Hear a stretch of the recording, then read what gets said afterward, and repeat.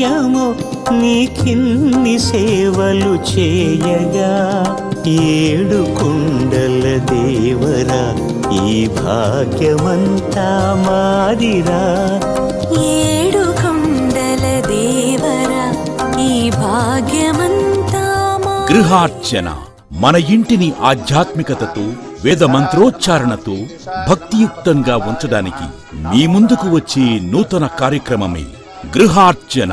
ప్రతి శుక్రవారం ఉదయం 8:30 తిరిగి ప్రతి శనివారం ఉదయం 11 గంటలకు మీ శ్రీ వెంకటేశ్వర భక్తి ఛానల్లో తప్పక వీక్షించండి. గృహార్చన.